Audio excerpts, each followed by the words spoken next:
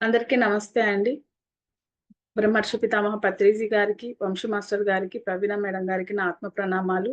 అలాగే కర్మ బుక్ రచయిత అయిన టార్కం గారికి నా ఆత్మ ప్రణామాలు. ఈ జ్ఞానాన్ని వినడానికి వచ్చిన మాస్టర్స్ అందరికీ కూడా నా కృతజ్ఞతలు అండి. ఈరోజు మరొక చాప్టర్ చదువుకోబోతున్నామండి. కర్మ బుక్ లో వచ్చేసి కర్మను తిప్పి కొట్టడం అనే చాప్టర్ గురించి చదువుకోబోతున్నాము. మనుష్యులు తాము ఒక ప్రత్యేకమైన కుటుంబంలో ఎందుకు జన్మించారో, ప్రత్యేక సమూహం సభ్యులుగా ఎందుకు ఉన్నారో, ఒక ప్రత్యేక దేశంలో ఎందుకు పుట్టారో అని ఆశ్చర్యపడుతుంటారు. వాళ్ళు ఎక్కడున్నా, ఎలా ఉన్నా ఒంటరిగా నిలబడిన భావం ఎందుకుంటుందో, ఎవరితోనో వ్యక్తులు, సమూహం, దేశం దేనితో అనుబంధం లేకుండా ఎలా ఉన్నామా అని కూడా ఆశ్చర్యపడతారు. కంటిన్యూషన్ చేయనా? ఒకసారి మళ్ళీ చదువు. మనుషులు తాము ఒక ప్రత్యేక కుటుంబంలో ఎందుకు జన్మించారో, ప్రత్యేక సమూహం సభ్యులుగా ఎందుకున్నారు, ఒక ప్రత్యేక దేశంలో ఎందుకు పుట్టారో అని ఆశ్చర్యపడుతుంటారట. అంటే ప్రత్యేక కుటుంబం, ప్రత్యేక సమూహం, ప్రత్యేక దేశం, అంటే ప్రత్యేకంగా అక్కడే తీసుకోవాలి అని చెప్పి. ఇప్పుడు భారతదేశం ఉంది, ఇక్కడ ఆధ్యాత్మికతగా పుట్టి ఇల్లు అంటారు. అందువల్ల ప్రత్యేకంగా భారతదేశంలో జన్మ తీసుకునే వాళ్ళు ఉంటారు. అలా ఒక ప్రత్యేకంగా తీసుకొని ఉంటారు వాళ్ళు. వాళ్ళు ఎక్కడున్నా, ఎలా ఉన్నా ఒంటరిగా నిలబడిన భావం ఎందుకుంటుందో, ఎవరితోనూ వ్యక్తులు, సమూహం, దేశం దేనితో అనుబంధం లేకుండా ఎలా ఉన్నామా అని కూడా ఆశ్చర్యపడుతూ ఉంటారు. మనుషులు 2 రకాల కర్మ దగ్గర చేస్తుంది. మనుషులు 2 రకాల కర్మ మనుష్యుల యొక్క 2 రకాల కర్మ దగ్గర చేస్తుందంట. ఒకటి, పరస్పరం హాని చేసుకునే చర్యల వలన నిర్మించబడిన కర్మ. 2, సేవ, సహకారాల ద్వారా నిర్మించబడిన కర్మ. చూడండి, హాని చేసుకోవటం వల్ల కలుస్తాం, పరస్పరం సహకరించుకుంటూ సేవ చేయటం వల్ల కూడా కలుస్తాం. సమూహాలన్నీ ఈ 2 రకాల కర్మల ఫలితాలే. హానికర చర్యలు వివిధ భాగాలుగా విభజించబడ్డాయి. అంటే ఇప్పుడు సమూహాలుగా ఉన్న కర్మలని, ఇప్పుడు మనం అందరం ఒక సమూహంగా ఉన్నాం, మనమందరం ఒక బ్యాచ్ గా ఉన్నాము. ఈ చక్కగా ఈ గ్రూప్ రన్ చేసుకుంటున్నాం, మీ దగ్గరకు వచ్చిన వాళ్ళకి చెప్తున్నారు, మీరు మోటివేట్ చేసుకుంటున్నారు, మనం అందరం ఒక సమూహంగానే ఉన్నాం కదా. ఇదంతా ఏంది? ఒక ప్రాయశ్చిత్తం, ఒక సేవ చేసుకుందామన్న దృక్పథంలోనే ఉన్నాం ఇక్కడ. ఓకే. భౌతికమైన హానికర చర్యలు వివిధ భాగాలుగా విభజించబడ్డాయి. 1, భౌతికమైన హాని. 2, అనుభూతిపరమైన ఇబ్బంది. 3, మానసిక హాని. 4, ఇతరుల ఆధ్యాత్మిక అభివృద్ధిని నిరోధించే చర్యలు. ఈ రకమైన చర్యలు మనుష్యుల్ని తమ కర్మ బాహ్యంగా పనిచేయటానికి లాగుతాయట. తమ కర్మ పద్దు తీర్చుకోవటానికి గాని, స్వీకరించటానికి లేదా తమ గత చర్యల పద్దుల విషయమో, సేవ లేదా సహకార చర్యల నుంచి మంచి ఫలితంగా ఏర్పడిన కర్మ కూడా వివిధ రకాలుగా విభజించవచ్చు. అంటే అవి ఎన్ని రకాలుగా విభజించవచ్చు అని క్లారిటీ ఇస్తున్నారు. భౌతికంగా ఉండేది, అవి మళ్ళీ ఒక్కసారి చదువు అక్క. ఒక్క నిమిషం వివరిస్తాను.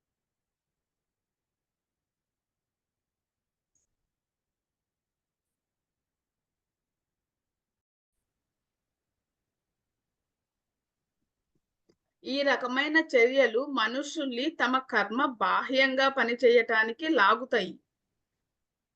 తమ కర్మ పద్దు తీర్చుకోవటానికి గాని, స్వీకరించటానికి లేదా తమ గత చర్యల పద్దు విషయమో అని అంటున్నారు. అంటే రుణాలు చెల్లింపులు చదువుకున్నాం కదా, ఆ పద్దంతా చెల్లించుకోవడానికి అవ్వచ్చు, స్వీకరించడానికి. మనం ఇవ్వాల్సినవి ఉన్నాయి, మనకి ఇవ్వాల్సిన బాకీలు ఉన్నాయి, ఇవన్నీ విధాలుగా క్లియర్ చేసుకోవడానికి వస్తాము అని చెప్తున్నారు. అవునక్క. సేవ లేదా సహకార చర్యల మంచి ఫలితంగా ఏర్పడిన కర్మ ఇలా కూడా వివిధ రకాలుగా విభజించవచ్చు. ఉమ్, సేవ సహకారంగా. 1 భౌతిక తలానికి సంబంధించిన సేవ. 2 అనుభూతిక తలానికి చెందిన సేవ. 3 మనుష్యుల ఆధ్యాత్మిక అవసరాలకు సంబంధించిన సేవ. 4 మనుష్యుల జ్ఞాన ప్రకాశాన్ని అందించి, రక్షించి, నాయకత్వం వహించటానికి అవసరమైన సహకారము. ఉమ్, అంతే. ఈ 4 ఉమ్, ఇటువంటి చర్యలు ఒక శక్తివంతమైన వ్యక్తిత్వాన్ని నిర్మిస్తాయి. భౌతిక సం భౌతిక తలానికి సంబంధించిన సేవ అంటే ఇప్పుడు మనము ఈ ఆధ్యాత్మిక సేవన. అవునైతే హ్మ్. అన్ని అనుభూతిక అన్నదానం, తలానికి వస్త్రదానం, హ్మ్. అన్నదానం, వస్త్రదానం, ధనదానం, జ్ఞానదానం. అనుభూతిక తలానికి అంటే ఈ జ్ఞానదానం వస్తుంది. అనుభూతి అంటే మనము చెప్తూ ఉంటాం, అది మనస్సుకు సంబంధించింది కదా. హ్మ్. తర్వాత మనుష్యుల ఆధ్యాత్మిక అవసరాలకు సంబంధించిన సేవ. ఆధ్యాత్మిక ఈ అవసరాలకు అంటే మనసుకు సంబంధించినవి అంటే సంగీతం, హ్మ్. అది కూడా సేమ్ ఉంది కదా. హ్మ్. అలాగా. సంగీతం ఎలా అక్క? సంగీతం సేవ కదా ఏంటి. ఇప్పుడు అన్నమాచార్య కీర్తనలు పాడుతుంటారు కొంతమంది. అవును. వాళ్ళు కేవలము దేవుడి పాటలు మాత్రమే పాడతారు. అలాగా వాళ్ళు ఆ సేవని ఇప్పుడు అన్నమయ్య చేయలేదా? అన్నమయ్య సంకీర్తనలు రాసిలేదా? అది హ్మ్. సేవే కదా అయింది. వెంకటేశ్వర స్వామి కోసం అలా ఆధ్యాత్మిక సేవ. మనసుకు సంబంధించిన సేవ అవి. ఇది అంటే ఆ మనుష్ సంగీతంతోటి వాళ్ళ బాధను మర్చిపోతుంటారు, అన్ని మర్చిపోతుంటారు, ఎంతో హ్యాపీగా ఉంటారు కదా. హ్మ్. అది. మనుషుల ఆధ్యాత్మిక అవసరాలకు సంబంధించిన సేవ. ఆధ్యాత్మికంగా ఇప్పుడు ఆ మనం చేస్తున్నాం కదా, తపోవనం సారథి పత్రిజీ సారు ఎన్నో పిరమిడ్లుగా సృష్టించారు. ఆ వాటిల్లో చేస్తూ ఉంటాం, పొయ్యి అన్నదానము అన్ని చేయటం అక్కడ. అది ఆధ్యాత్మిక సేవ. 4 మనుష్యుల జ్ఞాన ప్రకాశాన్ని అందించి, రక్షించి, నాయకత్వం వహించటానికి అవసరమైన సహకారము. జ్ఞానం ఇప్పుడు అన్నము ఇవన్నీ పెట్టాము, అప్పటి వరకు ఆనందం. కానీ జ్ఞానం ఇచ్చినప్పుడు అది ఇంకా ఎక్కువ కదా. హ్మ్. అది. అవును. ఇటువంటి చర్యలు ఒక శక్తివంతమైన వ్యక్తిత్వాన్ని నిర్మిస్తాయి. లేదా మనుష్యుల మధ్య ఆధ్యాత్మిక బంధాలను నిర్మిస్తాయి. ఉమ్, జన్మ పరంపరలో అది వారికి దగ్గర చేసి, సమూహంగా తయారు చేసి, మానవ జాతికి దివ్య ప్రణాళికకు సేవ చేయటానికి సిద్ధం చేస్తుంది. నిదానంగా చదువు. ఇటువంటి చర్యలు ఒక శక్తివంతమైన వ్యక్తిత్వాన్ని నిర్మిస్తాయి. ఒక లేదా శక్తివంతమైన వ్యక్తిత్వాన్ని అంతే కదా. మన లోపల ఒక శక్తివంతమైన వ్యక్తిత్వం ఏర్పడుతుందా లేదా? ఎలాగంటారు? ఇది వరకుకి ఇప్పటికి తేడా ఉంది కదా. మన అవును. వ్యక్తిత్వము ఎలా ఉంది ఇప్పుడు? ఎదుటోడి ధర్మం అనే కోణంలో ఉంది, సత్యం అనే కోణంలో ఉంది. అది మన వ్యక్తిత్వం అయిందే లేదా? హ్మ్. మార్పొచ్చిందంటారు. ఆ మార్పు. లేదా మనుషుల మధ్య ఆధ్యాత్మిక బంధాలను నిర్మిస్తాయి. మనుషుల మధ్య ఆధ్యాత్మిక బంధం అంతే కదా. ఇప్పుడు మీరెవరో ఎక్కడున్నారో కూడా నాకు తెలియదు, నేనెవరో ఇక్కడున్నా, నేను కనిగిరి అనే గ్రామం ఆ ఊర్లో ఉన్నా, మీరెక్కడున్నారో తెలియదు, కానీ అందరి మధ్య కమ్యూనికేషన్ తీసుకొచ్చిందా లేదా? హ్మ్. పత్రి సార్ అయితే ఇతర దేశాలకు కూడా వెళ్ళిపోయారు. ఆయన ఎక్కడో ఉన్నారు వాళ్ళు. పత్రి సార్ వాళ్ళు ఇప్పటికీ మేము పత్రి సార్ని చూడలేదని కొంతమంది అనుకుంటారు, వాళ్ళు ధ్యానంలో పత్రి సార్ని కూడా చూస్తుంటారు. మరి చూడు ఎంత ఉందో కమ్యూనికేషన్. అది. జన్మ పరంపరలో అది వారిని దగ్గర చేసి, సమూహంగా తయారు చేసి, మానవ జాతికి దివ్య ప్రణాళికకు సేవ చేయటానికి సిద్ధం చేస్తుంది. అయితే మనం అందరం ఊరికే కలిసామా ఏంటి? జన్మ ప్రణాళికలో మనం అందరం అనుకున్నాం కాబట్టి మళ్ళీ కలిసాము, మళ్ళీ సేవ చేయడానికి రెడీ అయిపోయాం. ఈ రోజు నువ్వెక్కడున్నావు? శారద ఎక్కడుంది? లండన్ లో ఉంది. నువ్వెక్కడున్నావు? వేరే ఊర్లో ఉన్నావు. కీర్తన ఎక్కడుంది? యుఎస్ లో ఉంది. మరి గీత ఎక్కడుంది? బెంగళూరులో ఉంది. ఒక్కొక్కరు సంబంధం లేదు, అందరం కలిసి సామూహికంగా ఈ సేవ చేయబట్టే కదా ఈ రోజు ఈ గ్రూపు. లావణ్య బెంగళూరులో ఉంది, శ్వేత ఒక్కొక్కరు ఒక్కో చోట. మరి అందరం కలిసి సామూహికంగా అనుకున్నాం కాబట్టే, ప్రణాళిక ఉంది కాబట్టే మనం ఇక్కడ ఆ వరకు చేయగలుగుతున్నాం. లేకపోతే ఎట్లా చేస్తాం అసలు? హ్మ్. అవును. మనుషులను దగ్గర చేసే ఇంకో విషయము ఒకే బోధన లేదా గురువు పట్ల గల అంకిత భావపు నిర్దేశం ఒకే బోధన. లేదా గురువు పట్ల అంకిత భావపు నిర్దేశం. అంకిత భావంతో ఉండగలగాలి. హ్మ్. ఇది మనుషుల మధ్య గాఢమైన బంధాలను సృష్టిస్తుంది. శబ్దాలు జన్మల తరబడి పరస్పర ప్రయోజనాలను పెంపొందిస్తూ అభివృద్ధి చెందుతుంది. శతాబ్దాలు కాదక్క సారీ. శతాబ్దాలు జన్మల తరబడి పరస్పర ప్రయోజనాలను పెంపొందిస్తూ అభివృద్ధి చెందుతుంది. మరి ఇప్పటిది కాదు, ఎప్పటినుంచో ఉంది కాబట్టి ఈ పనంతా చేస్తున్నాం కాబట్టి మనమందరం అభివృద్ధి చెందుతూ ఉన్నాం.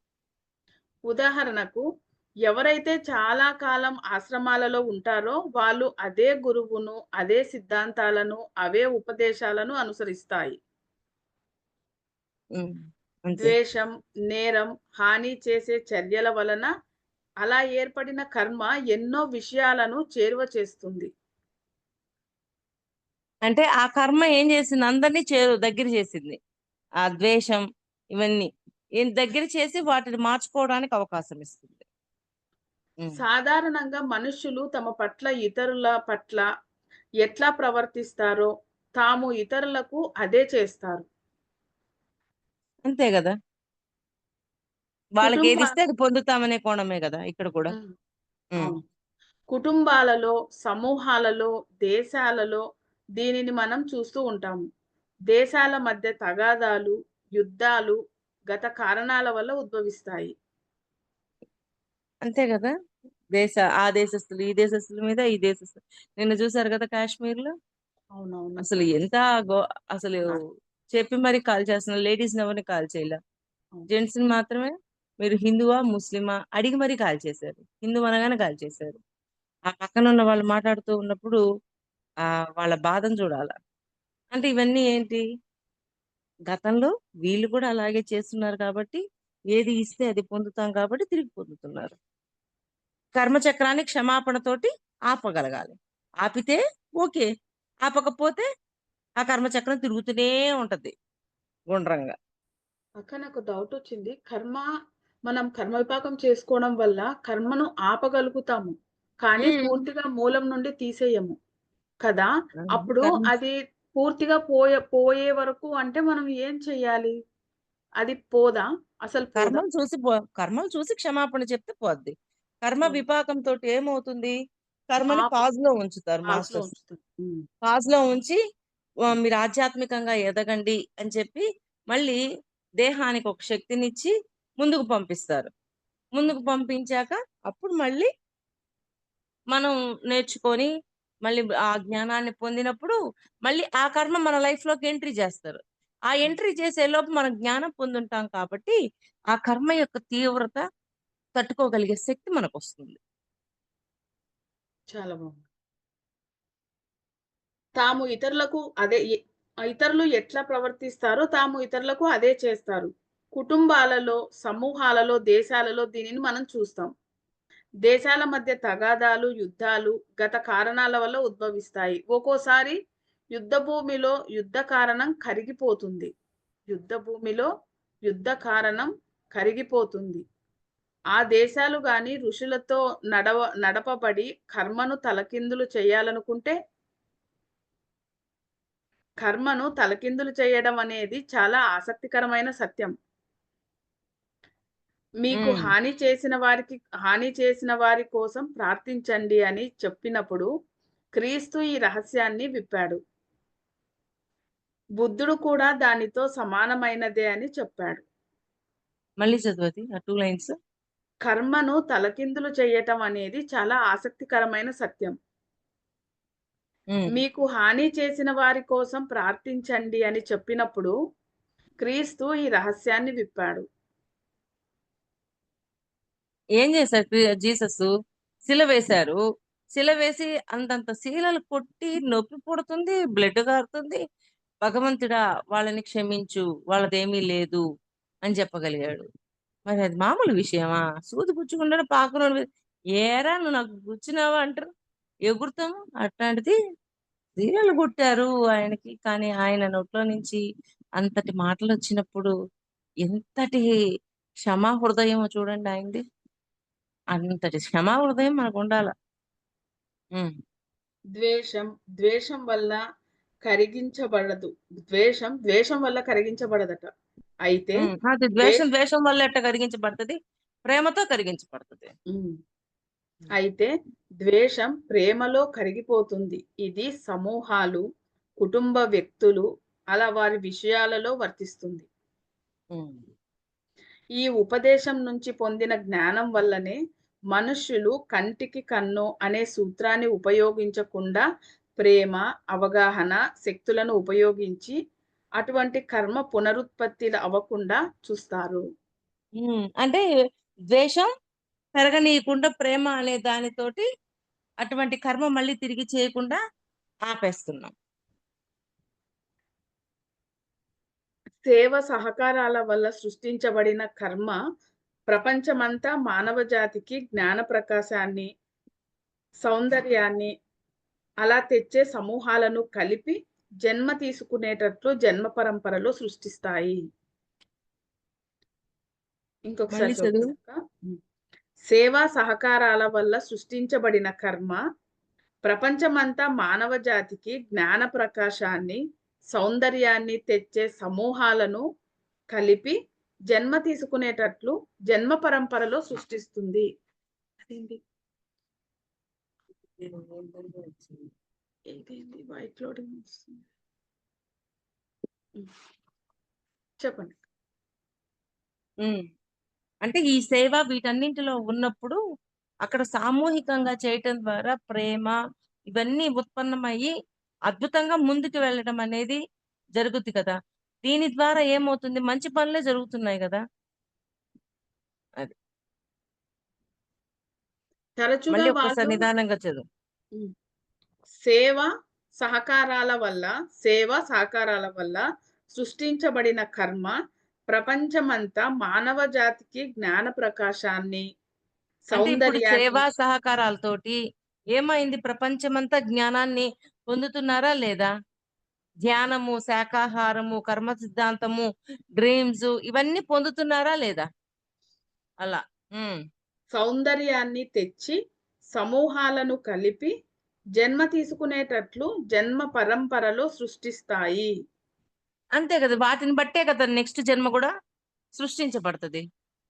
అలాగా వీళ్ళందరూ కూడా సామూహికంగా ఇటువంటి ఈ సేవ వీటన్నిటి ద్వారా భూమి మీదకొచ్చి మళ్ళీ ఈ జన్మలో అంతా వర్క్ చేసి మళ్ళీ ఇంకొక జన్మలో కూడా అలాగే సామూహికంగా వచ్చి వాళ్ళు భూమి మీద ఆళ్ళ సేవ చేస్తూనే ఉంటారు. అలాగా సామూహికంగా జన్మ తీసుకొని ఈ ఎప్పుడైతే ఈ సేవలో ఉంటారో జ్ఞానం పొందుతూ ఇంకా అద్భుతంగా తయారవుతారు. హ్మ్. తరచుగా వాళ్ళు ఒక ప్రాంతంలో సమూహాలుగా ఉంటారు.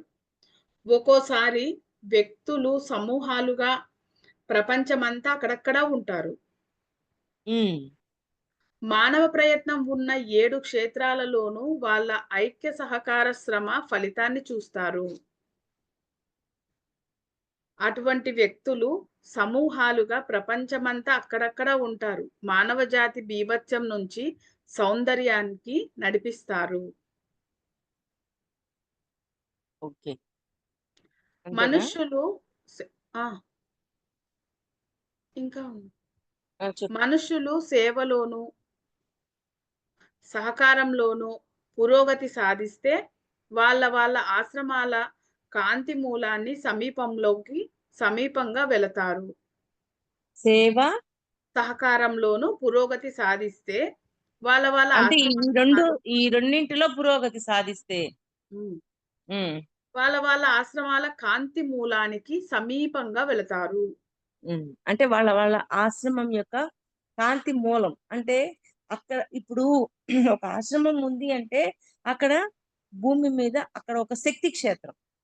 ఆ శక్తి క్షేత్రం ఆ కాంతి మూలానికి చేరి హ్యాపీగా అక్కడ కావాల్సిన దాన్ని తీసుకొని మళ్ళా బయటికి వెళ్ళగలుగుతూ ఉంటారు. అంటే ఫస్ట్‌లో చదువుకునేటప్పుడు పైన సూర్యుడి నుంచి వచ్చే ఆ కాంతి భూమి మీద కొన్ని ప్రదేశాల్లో శక్తిగా నిక్షిప్తమై ఉంటుంది. అవి ముఖ్యమైన ప్రదేశాలు అని చెప్పుకున్నాం.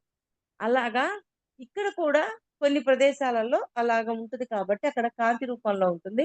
అక్కడికి వెళ్ళగానే చూడండి బాడీ అంతా రీచార్జ్ అయిపోయినట్టుంటది. ఏదో తెలియని హ్యాపీనెస్. అట్లాంటి ప్రదేశాలకు వెళ్ళి చక్కగా శక్తిని తీసుకొని, ఆ కాంతి నుంచి శక్తిని తీసుకొని చక్కగా హ్యాపీగా మళ్ళీ ఇంటికొస్తాం. కానీ ఎవరొస్తున్నారు తపోవనానికి గానికి, మరి పోనీ కడతాలు, పిరమిడ్లు ఇవన్నీ ఉన్నాయి కదా! అన్ని చోట్లకి వెళ్ళాలి కదా! వెళ్తున్నారా? అప్పుడప్పుడు మీకోసం మీరు వెచ్చించుకోండి. కేవలం అంటే మనం చేయాల్సిన ధర్మాలన్నీ చేసినా కానీ, మన స్వధర్మం కూడా మనకుంది కదా! మనల్ని మనం కూడా కాపాడుకోవాలి కదా! అందుకని అప్పుడప్పుడు అలాంటి ప్రదేశాలకు వెళ్ళి, చక్కగా శక్తిని తీసుకొని మళ్ళీ ఇంటికి వెళ్ళాల. అలాగ అప్పుడప్పుడు ఉపయోగించుకోవాల. హ్మ్. క్రమంగా వాళ్ళు సేవ, సహకారాల వల్ల వాళ్ళు వాళ్ళు తమను సూటిగా ఆశ్రమ సేవల్లోకి చేర్చే కర్మను నిర్మించుకుంటారు. హ్మ్. దాని ద్వారా ఆటోమేటిక్‌గా ఆ ఆశ్రమంలో ఉన్న సేవలోకి ఆటోమేటిక్‌గా వెళ్ళిపోతూ ఉంటారు. మేము వెళ్ళినప్పుడు నా ఎగ్జాంపుల్ తపోవనం ఉంది. మేము వెళ్తున్నాం. అక్కడ సేవ చేసుకుంటూ ఉన్నాం. ఇప్పుడు ఒక్కొక్కరు అట్లా యాడ్ అయిపోతూ ఉన్నారు. అలాగా వచ్చిన వాళ్ళు మళ్ళీ అక్కడ సేవ చేసుకుంటారు. అలా అన్నీ సహజంగా జరిగిపోతూ ఉంటాయి. హ్మ్. ఈ స్థితిలో వాళ్ళు సేవ, సహకారాలను నేనన్నా ప్రేమగా చెప్తున్నా రండి అని. సారయితే మీ జీవితాలకి ఆ మాత్రం గూడా చూసే యోగ్యం లేదా అని అంటారు. అంటే అట్లాంటి ప్రదేశాలకు వెళ్ళాలా. చక్కగా శక్తిని తీసుకోవాలా. అంతటి గురువు ఎందుకు చెప్తున్నారు అని మీరు ఆలోచించాలా. మరి సార్ ఎప్పుడూ చెప్తుంటారు తపోవనాలు ఇంకెక్కడైనా సరే అట్లాంటి ప్రదేశాలకి వెళ్ళండి. వెళ్లి చక్కగా ధ్యానం చేసుకోండి. శక్తిని తీసుకోండి. మళ్ళీ రండి. అలాంటి ప్రదేశాలకి తప్పకుండా వెళ్ళినప్పుడు బావుంటది. అలాగని అన్ని వదిలేసి ఎళ్ళమని కాదు. మీకోసం మీరు వెచ్చించుకోండి. హ్మ్. ఈ స్థితిలో వాళ్ళు సేవ, సహకారాలను ఉపయోగించి కర్మను నిర్మించే వారికి ఉత్తేజ మూలాలుగాను, ముద్రలుగాను మారతారు. హ్మ్. అంతే. వాళ్ళని మానవ చూడగానే అంటే ఒక రోల్ మోడల్ అవుతారు వాళ్ళు అందరికి.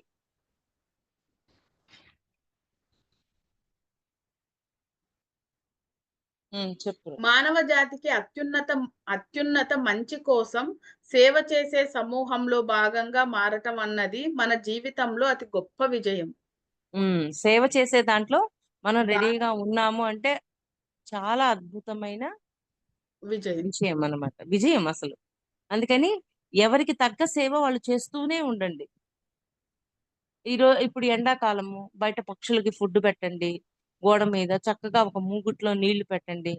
చక్కగా వాటికి కావాల్సినవి పెట్టండి.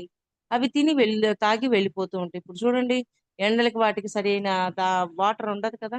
ప్రతి ఒక్కరు ఆ ఇంట్లో ఆ గోడ మీద అయి పెట్టండి. మీరు తినే ముందు ఒక 2 ముద్దలు పెట్టండి. అది ఎన్ని జీవులకు ఆహారం అవుతుందో. అలా ఒక సేవ. ఇంకా మీకు తెలుసు ఇప్పుడు ఈ ధ్యానం గురించి తెలుసు. మీ చుట్టుపక్కల వాళ్ళని చక్కగా ఈ జూమ్‌లో జాయిన్ జేయండి. జాయిన్ చేస్తే వాళ్ళు ఆ జ్ఞానాన్ని పొందుతారు. ఆ జ్ఞానాన్ని పొంది చక్కగా ముందుకు వెళ్తూ ఉంటారు. ఇప్పుడు మీరు 72 శ్వాసలు చేస్తున్నారు. వాళ్ళు జేస్తారు. వాళ్ళు కూడా కళల గురించి చెప్తారు. అలా చెప్పగా చెప్పగా మీరు కూడా డిస్కషన్స్ ద్వారా మీరు జ్ఞానాన్ని పొందుతారా? పొందరా? మీ దగ్గర ఉన్న వాళ్ళకి మాంసాహారం తినే వాళ్ళకి గైడ్ చేయండి. అంటే చెప్తే వినే వాళ్ళకి చెయ్యండి. కానీ గైడెన్స్ మాత్రం ఇవ్వడానికే ప్రయత్నం చేయండి. ఇలాగా ఈ సేవలన్నీ చేసుకుంటూ ఒకవేళ ఇంటికాడికి వచ్చిన వాళ్ళు ఉంటారు ఎవరైనా. వాళ్ళకి కావాల్సినయి ఆహారం కానీ ఏవైనా ఇవ్వండి. జ్ఞానాన్ని దానం చేయండి. అన్నదానం, వస్త్రదానం, ధనదానం, జ్ఞానదానం ఏదైతే చేయగలమో అది చేస్తూ ఉండండి. తన్, మన్, ధన్ చేస్తూ ఉండాల. ఎప్పుడు సేవలో ఉండాల. అలా అని మిమ్మల్ని బాధ పెట్టుకొని చేయొద్దు. మీకున్న దాంట్లో ఎంత చేయగలరో అంత చేయండి. హృదయపూర్వకంగా చేయండి. హ్మ్. కర్మ అనుకూల మరి లేదా ప్రతికూల సమూహాలను మాత్రమే సృష్టించదు. కర్మ అనుకూల మరి ప్రతికూల సమూహాలను మాత్రమే సృష్టించదు. ఒంటరితనాన్ని, వైరాగ్యాన్ని విభిన్నంగా సమూహం లోపలైనా, బయటైనా ఉండే మనుష్యులను కొన్ని సంఘటనలను సృష్టిస్తుంది. అంతే గదా! వాటన్నింటిని గూడా సృష్టిస్తుంది. వైరాగ్యాన్ని ఏమిటివి? భిన్నంగా వైరాగ్యాన్ని, ఒంటరితనాన్ని, వైరాగ్యాన్ని ఒంటరితనము, వైరాగ్యము. విభిన్నంగా సమూహం లోపలైనా బయటైనా ఉండే మనుష్యులను కొన్ని సంఘటనలను సృష్టిస్తుంది. అది. ఇటువంటి పరిస్థితి అపరిమితంగా కొనసాగుతుందా? క్వెషన్. అది జరగవచ్చు, జరగకపోవచ్చు అని ఉపదేశం బోధిస్తోంది. అపరిమితంగా అంటే ఆహ్, ఎప్పటికీ జరుగుతూనే ఉంటుందా అంటే జరగచ్చు, జరగకపోవచ్చు. అది హ్మ్. వాళ్ళ స్థితిని బట్టి, వాళ్ళు ఉండేదాన్ని బట్టి ఉంటదది. ఒక వ్యక్తి తనకు తాను నిరంతరంగా ఒంటరితనాన్ని అనుభవిస్తూ మానవజాతి శరీరానికి వ్రణం తయారు చేస్తే అది సంభవిస్తుంది. ఏందమ్మా? ఒక వ్యక్తి తనకు తాను నిరంతరంగా ఒంటరితనాన్ని అనుభవిస్తూ మానవజాతి శరీరానికి వ్రణం తయారు చేస్తే అది సంభవిస్తుంది. వ్రణం అంటే ఒక పుండు గదక్క. అదే. అదే. అదే. అందుకే ఆలోచిస్తున్నా. మానవజాతి శరీరానికి వ్రణం తయారు చేస్తే అది హ్మ్. సంభవిస్తుంది. ఓకే. తీర్పు చదువు. తీర్పు రోజు తీర్పు రోజు నాడు అతడు శస్త్రచికిత్స జరపబడి అరాచక లోకి విసిరివేయబడతాడు. అంటే మొత్తం చదువు. 2 లైన్‌లో చదువు పూర్తిగా. ఇది మిగతా చదివి పేరే చదివేస్తా అక్క. కాదు. కాదు. అది కమ్యూనికేషన్ రెండిటికి. ఆ! చదువుతానక్క. ఇటువంటి పరిస్థితి అపరిమితంగా కొనసాగుతుందా? అది జరగవచ్చు, జరగకపోవచ్చు అని ఉపదేశం బోధిస్తోంది. ఒక వ్యక్తి తనకు తాను నిరంతరంగా ఒంటరితనాన్ని అనుభవిస్తూ మానవజాతి శరీరానికి వ్రణం తయారు చేస్తే అది సంభవిస్తుంది. హ్మ్. తీర్పు రోజు నాడు అతను శస్త్రచికిత్స జరపబడి అరాచక శక్తులలోకి విసిరేయబడతాడు. ఒంటరిగా లోని బాధ, ఒత్తిడుల వలన అది సంభవిస్తుంది. అంటే ఒంటరిగా జీవించడం అనేది అది కూడా కొంచెం ప్రమాదమే. దానివల్ల కూడా కొన్ని ఎఫెక్ట్‌లుంటాయి అన్నట్టు చెప్తున్నారు. అతడు హ్మ్. వినాశకర ధోరణిలో కానీ, సహకార ధోరణిలో కానీ మనుష్యులకు దగ్గరైనప్పుడు అది సంభవించదు. అంటే ఒంటరిగా ఉన్నందువల్ల ఇప్పుడు ఒంటరిగా ఉన్నాము. ఒంటరిగా ఉన్నప్పుడు చక్కగా ఈ క్లాసులు పెట్టుకొని వినడం, పాటలు పెట్టుకొని వినడం, వీటి ద్వారా ఎంజాయ్ చేసినప్పుడు బావుంటది. లేదనుకో అలా కాకుండా గతం యొక్క ఆలోచనలు తవ్వుకుంటుంటారు చూడండి. తవ్వుకొని చూడు వాడు అలా అన్నాడు గదా! వాడిని ఎట్టాగైనా నేను అని అలాగా తవ్వుకొని మరలా అలా ఉండేవాళ్ళు కూడా ఉంటారు. అది ఎలా ఉన్నాము అనేది ఎవరిది వాళ్ళది మీద ఆధారపడి ఉంటుంది. అది. అందుకే వైరాగ్యాన్ని వాటిని అన్నింటిని సృష్టిస్తుంది. సూక్ష్మ మనోతలాలలో కూడా ఇదే నియమం వర్తిస్తుంది. మనుష్యులు 3 శిబిరాలుగా విభజించబడ్డారు. ఉన్నత మనోతలాలలో అన్ని సమూహాలు సహకారంతో పనిచేయటంలో నిమగ్నమై ఉంటారు. నిమ్న మనోతలాలలోని వారు తమ భేదాలను కారణంగా చూడరు కనుక అక్కడ విభాగాలు ఉండవు. ఉంటాయి. ఉంటాయి. మళ్ళీ అదే కదా! ఇంకోసారి చెప్తా. నిమ్నమైన వాటిల్లో ఉంటాయి. అదే ఎందుకు ఉండవంటున్నాం అనుకుంటున్నా. సారీ. హ్మ్. ఇంకోసారి చెప్తాక. సూక్ష్మ మనోతలాలలో కూడా ఇదే నియమం వర్తిస్తుంది. మనుష్యులు 3 శిబిరాలుగా విభజించబడ్డారు. అవి ఉన్నత మనోతలాలలో అన్ని సమూహాలు సహకారంతో పనిచేయటంలో నిమగ్నమై ఉంటాయి. ఉన్నత హ్మ్. మనోతలాలలో అయితే హ్మ్. సహకారంగా ఉంటారటక్క. అందరూ ని సహకరిస్తారు. హ్మ్. నిమ్న నిమ్న మనోతలాల్లో నిమ్న మనోతలాలలో వారు తమ భేదాలకు కారణాలు చూడరు. కనుక అక్కడ విభాగాలు ఉంటాయి. హ్మ్. అది. ఉన్నత సూక్ష్మ తలాలలో ఉల్లాసానికి, ఆనందానికి, ప్రేమకు సమూహాలుంటాయి. నిమ్న హ్మ్. సూక్ష్మ తలాలలో వ్యతిరేకతలు ఉంటాయి. అంటే కిందయి గదా! కింద తలాలు గదా! హ్మ్. కింది తలాలలో ఇవన్నీ ఉంటాయి. కానీ పై హ్మ్. తలాల్లో ప్రేమ, ఆనందం ఉంటుంది. ఆనందం, ఉల్లాసం ఇవన్నీ అందించబడుతూ ఉంటాయి. అసలింకక్కడ ఏమి ఉండదు. బాధ, ద్వేషం, ఈర్ష్య, అసూయ ఇట్లాంటివేమి ఉండవక్కడ. ఆకాశ తలాలలో తరచూ ఒంటరిగా ఉండేవాళ్ళు కనిపిస్తారు. ఒంటరితనం వారి చుట్టూ ఒక శక్తి క్షేత్రాన్ని సృష్టిస్తుంది. ఆ క్షేత్రము ఉన్నత తలాల ఆకర్షణను నిరోధిస్తుంది. హ్మ్. అంటే వాళ్ళ ఒంటరిగా ఉన్నప్పుడు వాళ్ళు ఒక శక్తి క్షేత్రాన్ని చుట్టూ నిర్మించేసుకుంటారు. అందువల్ల పై తలాల్లో వాళ్ళు వచ్చి చెప్పినప్పుడు వినరు చూడండి. ఆ ఒంటరితనంతోటి వాళ్ళు ఇంక వినే క్వెషనే ఉండదు. వాళ్ళ ధ్యాసలో వాళ్ళే ఉంటారు. వాళ్ళు బయటికి రావడానికి కూడా చాలా కాలం పడతది. కానీ పై తలాల్లో ఉన్న మాస్టర్సు వాళ్ళకెంతో ప్రేమగా చెప్తూ నిదానంగా తీసుకురావాలని ఎంతో ప్రయత్నం చేస్తూనే ఉంటారు.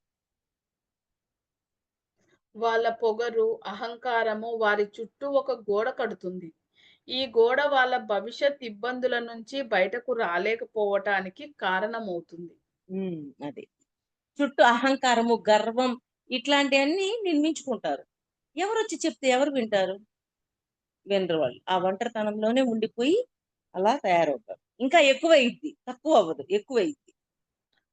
సాధారణంగా గోడను చీల్చుకు రాగలిగిన ఒంటరి వాళ్ళు మానవజాతి ఔన్నత్యాన్ని, ఉపయోగపడే గొప్ప జ్ఞానాన్ని, వివేకాన్ని కూడబెడితే తిన్నగా ఉన్నత మనోతాలలకు వారు చేరతారు. అంటే ఇక్కడ బ్రతికున్నప్పుడే జ్ఞానాన్ని, అన్నింటిని తెలుసుకు ఆత్మ జ్ఞానం అంటే ఏంటి? పైతలాలంటే ఏంటి? చనిపోయాక ఎక్కడికి వెళ్తున్నాం? మరణానంతర జీవితం ఏంటి? ఇవన్నీ తెలుసుకున్నవాడు చనిపోగానే ఒంటరిగా ఉండకుండా ఆ గోడల్ని బద్దలు కొట్టుకొని చక్కగా పైతలాల్లోకి వెళ్ళిపోతాడు. అంటే వెళ్ళిపోవడానికి కూడా కారణం ఎవరు? మనమే. మనము ఇవన్నీ తెలుసుకుంటే వెళ్ళిపోతాం. తెలియకుంటే ఏడుంటాం? ఒంటరిగా ఉంటాం అలాగే. మాస్టర్స్ వచ్చి చెప్పినా గూడా వినం. ఎందుకంటే గర్వం, అహంకారం ఇటువంటి అన్ని చుట్టూ ఏసేసుకొని ఉన్నాం గదా! పొరలు. వాటిని దాటి వాళ్ళు చెప్పే మాటని వినలేం. మనుషులు కర్మపద్దు అంతా చెల్లిస్తేనే కర్మ మారుతుంది అనుకుంటారు. మనుషులు కర్మపద్దంతా చెల్లిస్తేనే కర్మ మారుతుంది అనుకుంటారు. ఇది వినటానికి బాగానే అనిపిస్తుంది. కానీ పద్దు చెల్లించటం అనేది అనేక విధాలుగా జరుగుతుంది. ఉదాహరణకు, ఒకానొక జన్మలో మీరు నన్ను హత్య చేశారు. మనం ఇంకో జన్మలో దానిని సరిచేసుకోవటానికి మళ్ళీ కలిశాము. దానిలో మిమ్మల్ని చంపాలన్న కోరిక నా అంతరంగంలో ఉంటుంది. కానీ దాని బదులుగా నేను మీలోని కోరిక, నేరాభిలాషను చంపుతాను. నేను మీకు జ్ఞానాన్ని అందించి, మీ నేరాభిలాషను ముట్టడి చేయాలన్న కోరికను పారద్రోలుతాను. హ్మ్. అంటే త్రిప్పికొట్టడమే గదా! హ్మ్. అంటే కర్మ రుణాలతో దగ్గరవుతారు. వాళ్ళు హ్మ్. గతంలో ఏదో హాని చేయటం వల్లో, ఏదో చేయటం వల్లో దగ్గరవుతారు. ఈ దగ్గరయ్యాక ఈ ఆధ్యాత్మికంగా ఎదిగిన వ్యక్తి వాళ్ళని మళ్ళీ దీన్ని యూ టర్న్ చేసి ఆధ్యాత్మికం వైపు తిప్పుతాడు. అలాగా వాళ్ళలో ఉన్న వాటిని మార్చి వాళ్ళని తయారు చేసుకోగలుగుతారు. హ్మ్. కర్మను తలకిందులు చెయ్యగలగటం అంటే ఉన్నతమైన చర్య ఏది లేదు. కర్మ తలకిందులు చెయ్యగలగడం అంటే చెయ్యగలగటం కంటే హ్మ్. చేయగలగటం కంటే ఉన్నతమైన చర్య ఏదీ లేదు. అందుకే హ్మ్. క్రీస్తు మీ శత్రువులను ప్రేమించండి అని చెప్పాడు. హ్మ్. కానీ ఎందుకంటే శత్రువు ఎందుకొచ్చాడు? మనకు మనకన్నీ నేర్పించడానికి నేర్పించడానికి. వచ్చాడు. ఆ! శత్రువుని మిత్రుడు చేసేయాల. హ్మ్. హ్మ్. కానీ ఆ పదాలు సరిగ్గా అనువదించబడలేదు. ఒక శత్రువు ఉన్నాడంటే అర్థం అతనిని జ్ఞానవంతుణ్ణి చేయడం ద్వారా కర్మను తలకిందులు చెయ్యమని. అంటే అతనిలో వాళ్ళకి ఎప్పుడైతే జ్ఞానాన్ని బోధిస్తూ ఉంటారో అప్పుడు కర్మని తలకిందులు చేస్తున్నాం.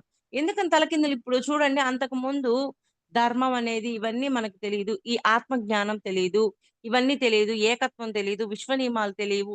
ఇవన్నీ తెలిసాక కర్మని తలకిందులు చేశామా లేదా? హ్మ్. అందుకే కదా ఆయన చెప్పారు. మీరు వీటన్నిటిలో ఉండండి.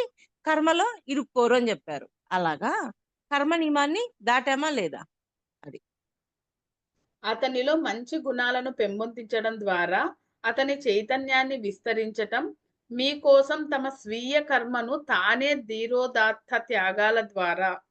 ధీరోదాత్త త్యాగాల ద్వారా తీర్చుకొని చిత్తశుద్ధి నియమానికి అనుగుణంగా వర్తించే స్థాయికి అతని చైతన్యాన్ని తీసుకొని రావటం. ఆ 2 లైన్‌లు మళ్ళీ చెప్పు. హ్మ్. ఒక శత్రువు ఉన్నాడంటే అర్థము అతనిని జ్ఞానవంతుడి చేయడం ద్వారా కర్మను తలకిందులు చెయ్యమని అతనిలో మంచి గుణాలను పెంపొందించటం ద్వారా అతని చైతన్యాన్ని విస్తరించటం మీకోసం తన స్వీయ కర్మను తానే ధీరోదాత్త త్యాగాల ద్వారా తీర్చుకొని చిత్తశుద్ధి నియమాన్ని అనుగుణంగా వర్తించే స్థాయికి అతన్ని చైతన్యాన్ని తీసుకురావటం. ఉమ్, అతన్ని చేంజ్ చేసి మంచి దారిలోకి తీసుకురావటం. అంతేనా? అంతే. ఉమ్, కర్మను తనకిందులు చేసిన వ్యక్తుల మధ్య ఉత్తమ స్నేహం నెలకొంటుంది. అది అంతం లేని స్నేహం. అంటే ఇప్పుడు గురువు శిష్యులకు మధ్యలో ఉండే స్నేహం ఎట్లాంటిది? తలకిందులు చేస్తున్నారా లేదా కర్మని? అవునక్క. నీకు చెడు చేసిన వారికి మేలు చెయ్యి. మన మంచి చేతల ద్వారా అన్ని తలాలలోనూ అంతా అభివృద్ధి, ఉన్నతత్వము పొందుతాము. మన బాధ, ఇబ్బంది, ఓటమి, ప్రతికూల ఫలితం అన్నీ మన పాత చెడ్డ కర్మ ఫలితాలే.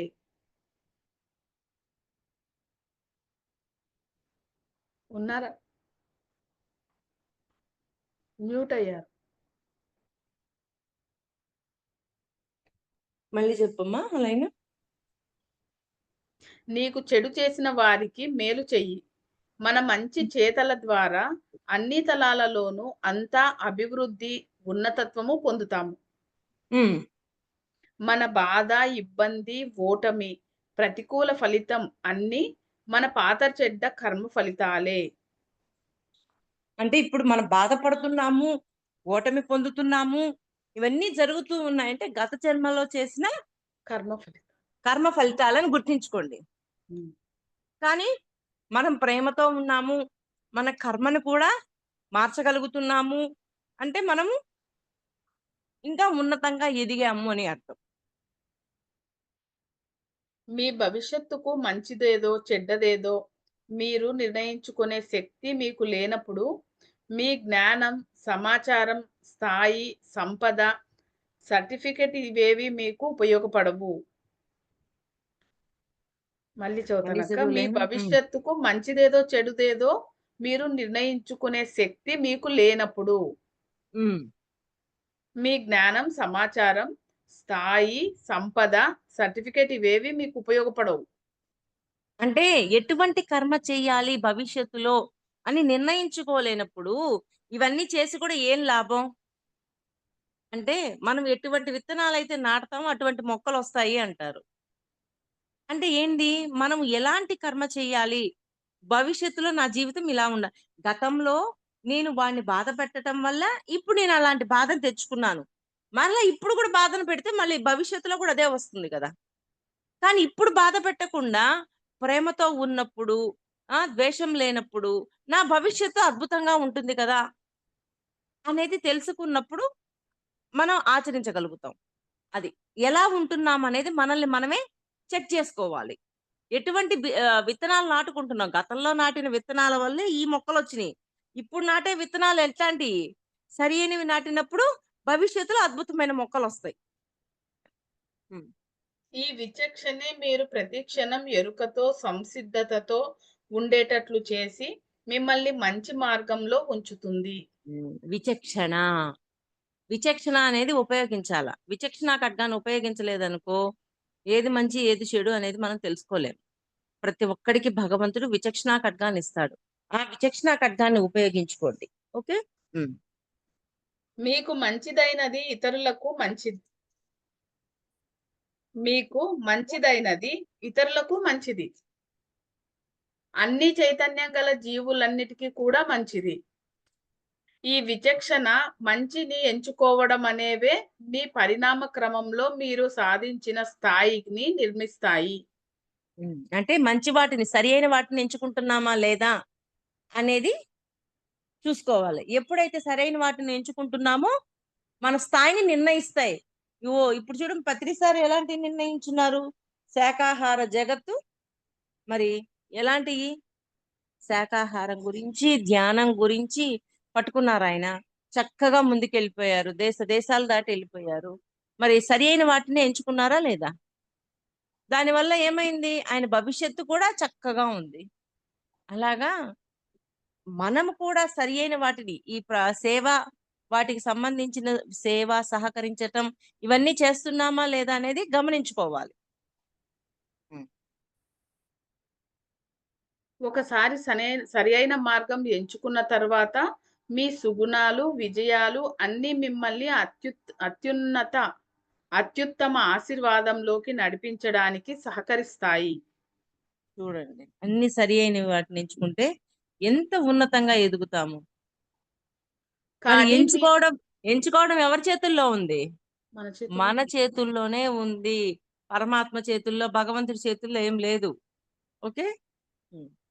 కానీ మీరు చెడు మార్గంని ఎంచుకుంటే మీ చదువులు, జ్ఞానాలు, స్థాయిలు మిమ్మల్ని ప్రకాశతత్వంలోకి, ఉల్లాస, ఆశీర్వాద మార్గంలోకి తీసుకొని రాలేవు అని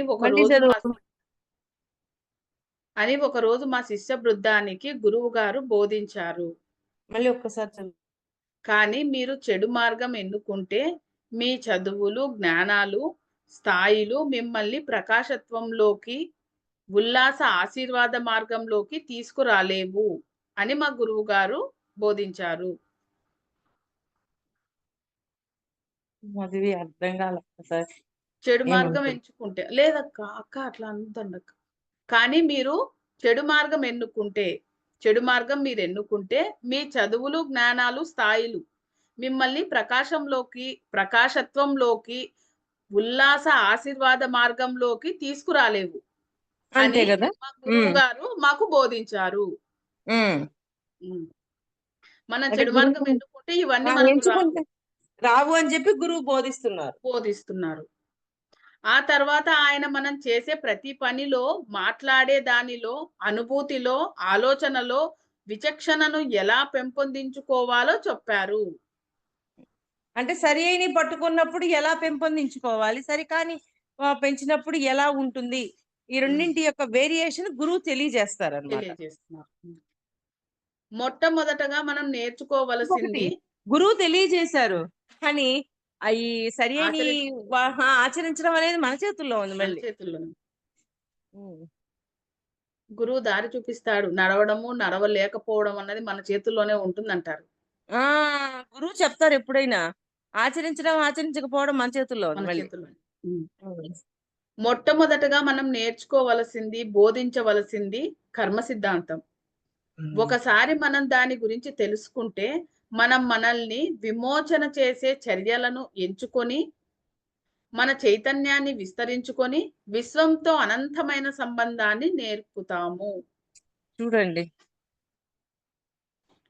కర్మ సిద్ధాంతం కరెక్ట్ గా నేర్చుకుంటే ఎంత అద్భుతంగా ఉంటుందో జీవితం అని తెలియజేస్తున్నారు.